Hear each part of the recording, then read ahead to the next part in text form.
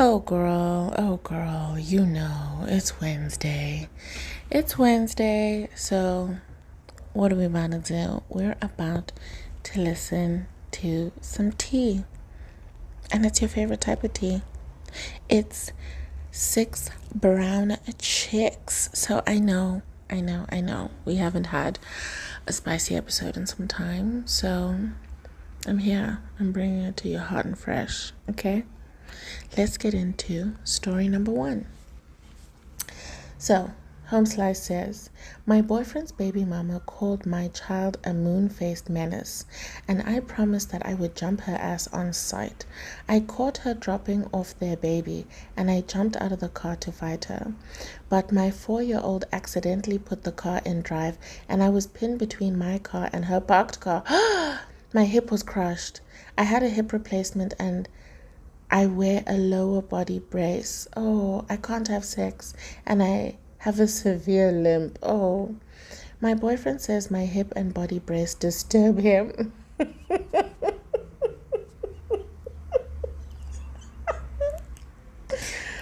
Oh gosh. So he says he'll sleep with his baby mama. Oh my gosh, but it's just sex between them. Also, he says he cares about me and will be there when my leg and hip get stronger. I don't understand what our rule of engagement is. He is saying he's going to love me from a distance while he sleeps with her. Is she just a sex substitute for me? Or is she someone I should worry about? I won't stand for another man to play in my face. Advice? Oh, girl. First of all, you wouldn't have gone out to fight her if you weren't worried about her in the first place. Do you feel me? Because somebody saying something snacks about your child, like, yeah, okay, but is she wrong though? Is your child moon-faced? And are they a bit of a menace? Because seeing that they decided to put the car in drive, I'm starting to think that maybe your child does have a tendency of doing things that they're not supposed to do. So now, the only thing we need confirmation on is whether they're moon-faced. And also, why did you leave the child in the car unattended? There's so many things that are off with the story. You did this to yourself, and you just need to suffer the consequences. People really need to just stop fighting over men. And don't fight over bitches either. Like, don't fight over people. Okay? You going there to fight is not going to make them want you more. It's not going to make them want you more. They're not going to see you pull some WWE SmackDown move and say, ooh, that's the one for me. That's not going to happen. Okay? So next time you get into a fight for your children. Fight to save your children's lives or something like that. Not over some bullying. Like, just don't send your child over there. You know what I mean? Like, find another place for them to go so that this lady is not around your child. Or if she's just commenting over social media pictures, block her, report her, do whatever. But physical violence is never a solution, and this is what happens. You know what I mean? Live by the sword, die by the sword, girl. You couldn't even get your licks in. You just got pinned between two vehicles, and now you have a severe limp and a brace? Oh, jeez. And also, let this be like a warning to everyone. You really never know what's around the corner and what sort of turns life will take. Life is a roller coaster. Lovers and friends. You might think that it's an average day and you're just going to whip some average ass, and then jiggy, the ass whips you. Anyway, there's no advice, girl. Just heal, focus on your healing, leave the niggas alone. Next story. Oh, okay. I'm seeing the first sentence and I'm just... Okay, let's get into it. Rico has been in my life since high school. He cheated on me from day one. I never understood his unjustifiable confidence about his sexual performance. He's always whipping out that dehydrated worm for someone else. He has asthma, so his tongue game is lacking. He can't lick if he can't breathe. Oh, shame. His freaky fingers are crooked and limp. He bathes in cologne that lingers days after he's gone. But I love Rico. Why? Why? Why? Okay, I'm sorry. But I love Rico, and I need him to be a better man. Rico has other kids, but I thought our baby would change him. Oh, girl. The cheating has gotten worse. He says he can't tolerate our baby screams at night. He doesn't like it when I breastfeed. He flatly told me I like my kids when they can walk and talk and are potty trained. I can't relax around an infant. And you'll see more of me when you lose the baby weight and get back to how you used to be. I've been with this man and he's awful sex for 10 years. How to train him to do right? Are you not? Sometimes we're asking the wrong questions. You know what I mean? It's not about training him to do right. It's about training yourself to love yourself, to understand that you deserve better. That's the training that's needed here. Let's leave Rico. Rico knows what he's about. Now the question here is, what are you about? Are you about Rico and his cheating limp dick? Or are you about yourself having a good time, being loved on by someone faithful, who cares about you, who's going to help take care of you and your child, the child that you make together? You know what I mean? You know what I mean? So let's leave Rico alone, because Rico has been clear since high school. If anything, shout out to Rico for being consistent and being honest about his shit, because that's all we can really ask for. You know what I mean? We can't ask someone to change. But Rico is not lying to you. He's not misleading you in any way, shape, or form. You are the one who's lying to yourself. Okay?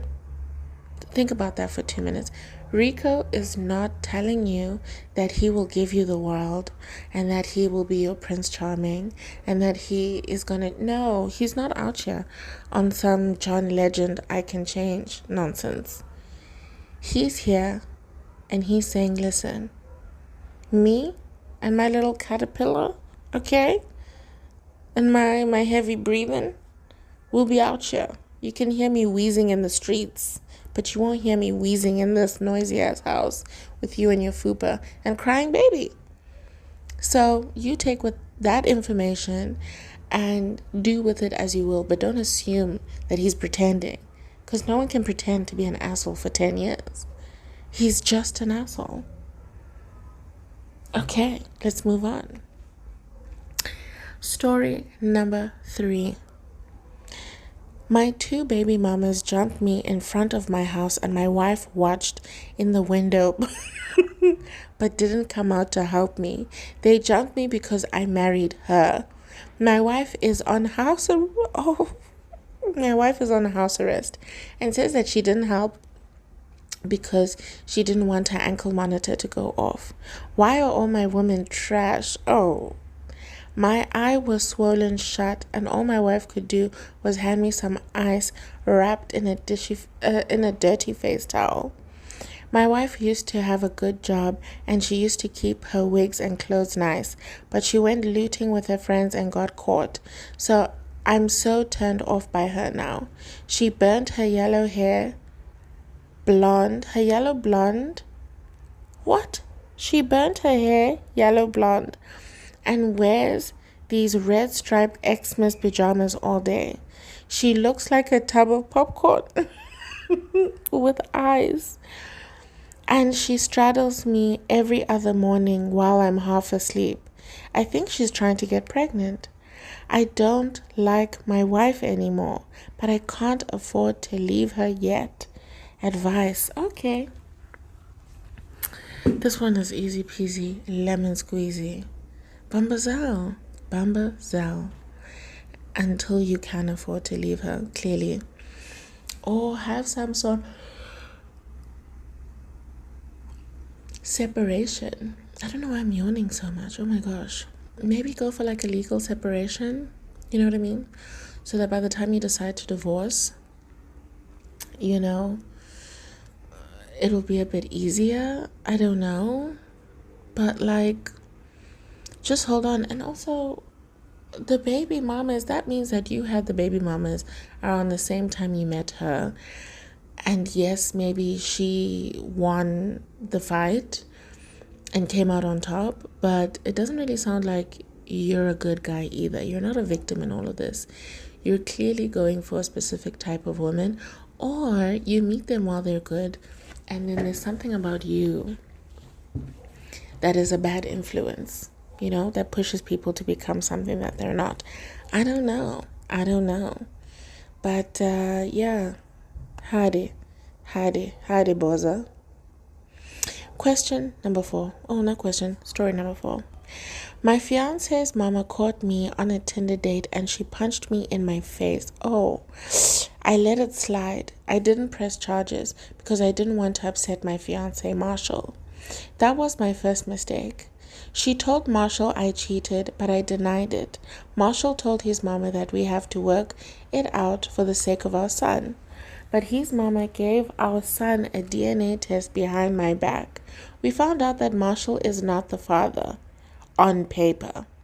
But after being his father for 3 years, I expected Marshall to be a better man and to fight for our family, but no.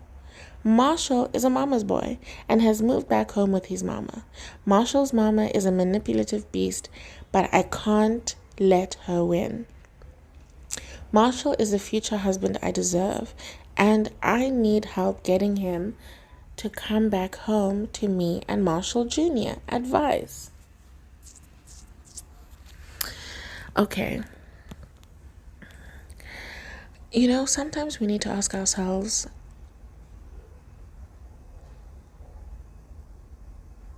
are we what other people deserve? Do you get what I mean? Sure, you might have told yourself that, and honestly, I don't think you deserve a man like Marshall if you're out here cheating on him. Why are you're even engaged and you're still cheating? Having children with other people and trying to convince Marshall that it's his child. I really hope his name is not on the birth certificate, because if it is, then unfortunately Marshall is stuck. But it is really, really, really unfair to expect Marshall, someone who we're going to assume in this situation has been loyal and faithful to you this whole time, that now you expect him to accept a cheating individual. You know what I mean? When I'm sure even you, as a cheater, you would not want to be with another cheater. You would not want to be cheated on. You would expect absolute loyalty and fidelity from your partner, but you cannot offer the same in return. So does Marshall deserve you? And if we're being honest, the answer is no. Obviously, because you're an idiot, you're going to be like, yeah, Marshall does deserve me. We're perfect for each other. You're not. And Marshall is not a mama's boy, because Marshall stood up to his mom initially when he was like, we need to work things out for the child, only to find that there is no child. So what is there to work out here? Shout out to Marshall's mom. Yeah, shout out to Marshall's mom and knowing that her son deserves better. On to question number 5. Oh, not question, story number 5. Well, I guess it's also a question because they stay asking for advice. All right. I was downsized 4 years ago. I may get called back in to work any day now. My 2-year-old son and I live with my girlfriend. We've been dating for 3 months. 3 months and you're already living together. Damn. Anyway. My girlfriend's ex got her a job at the Waffle House. He's her boss. Why is she putting on makeup and fake lashes to work there? She's dressing up for him? I saw where that bullshit was headed, so I made her a fruit smoothie filled with fruit and a liquid laxative for her first day at work. I planned for her to get too sick to work. I was in the shower when she gave the smoothie to my son on the way out. This boy ran shit all over my house, shoes, my game console. He was fleeing his sudden mess and he soiled everything. I did my best to clean. My girlfriend came home from work and walked back out the house because of the smell. She told me to take my shitty son and get out. I know her ex is waiting to move back in. How to stop this snake from getting back in her life?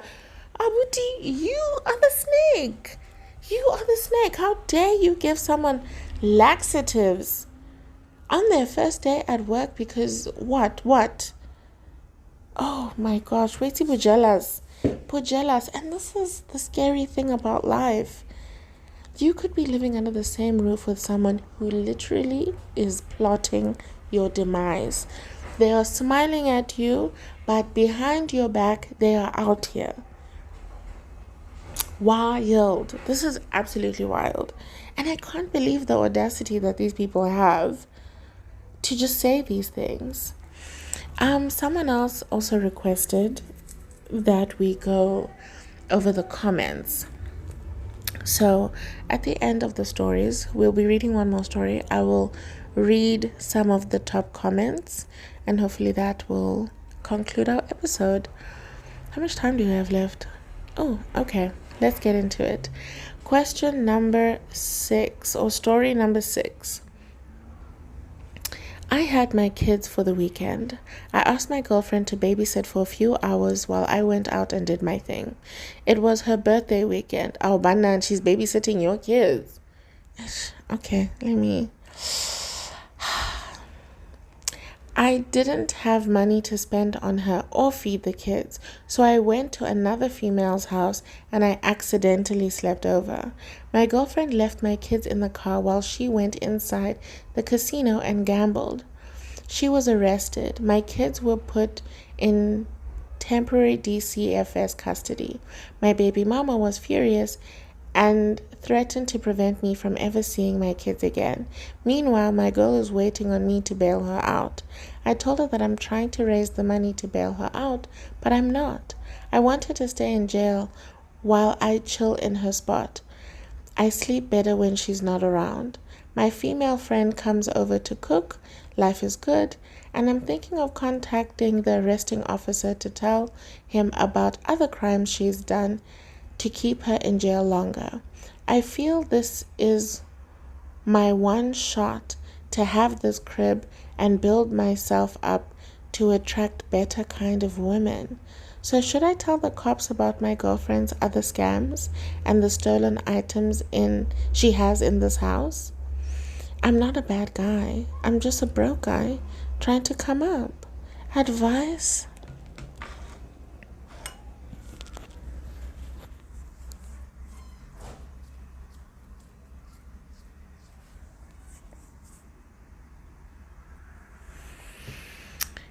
I've had it. I have absolutely had it.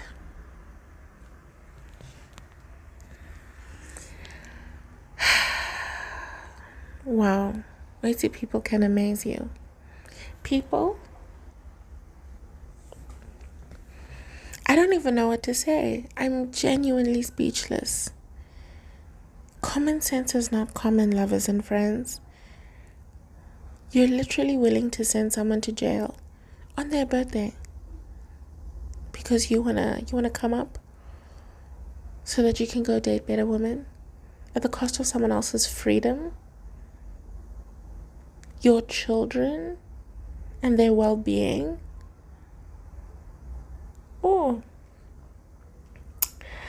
Heike, wait till we really know how to choose them. We really know how to choose them. Okay, a lot of people are talking about number 6. I'm looking at the comments. Oh my gosh. Oh my gosh. Oh my gosh. Okay. One here says number 6, scandalous as hell. Next commenter, number 6, wants to chill in her spot and play house with another woman. I wonder how he thinks the bills are going to get paid. Because why doesn't he have his own spot to chill and play house in? Man, if you don't get chill. After reading all 6 slides, Lord, I humbly advise you that we're not ready, but overdue for the rapture. Audacity and Delulu was on clearance this week. I'm starting to think this is just another episode of a Tyler Perry script, because the people out here can't be that bad. Yes, bish. Number 2, you can't train you can't teach an old dog new tricks. 10 years of bad sex gotta be your karma, cause no way. I know. Oh my gosh. Someone says, how can a 4-year-old put a car in drive?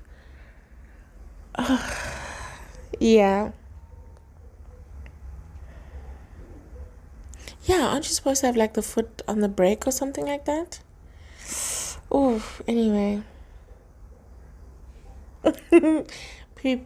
Number 1, you cannot be serious. The people in these comments upset. Ooh, we have someone who has a response for everything. These are the comments that I like. Okay. Number 1, how do you spell karma? Number 2, train him, girl, bye. That man is a lost cause. Number 3, not a tub of popcorn. I can't unsee it. Number 4, at this point, you both deserve each other. Yeah, fair. Number 5, downsized 4 years ago and still waiting for a call back? Go get a damn job. Bitch, I forgot about that. I skipped that part entirely. And number 6, just further proof that these relationships are so dysfunctional. Oh, girl.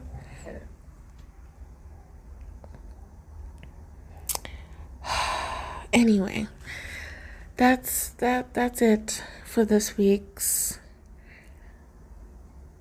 Agony Aunt. Oh gosh, sorry, I completely forgot the name of the segment for a second. That's it for this week's Agony Aunt episode, lovers and friends. Yeah. Absolutely wild. Absolutely wild. I can't believe that these are real stories. I'm starting to think that the 6 brown chicks just come together, maybe get high, drink, and start making these things up. I cannot believe that there are actually people living these type of lives. I can't. I refuse to believe that this is true. Anyway, I need to get my dinner. So this will be it from me, and I will see you all next week. Goodbye.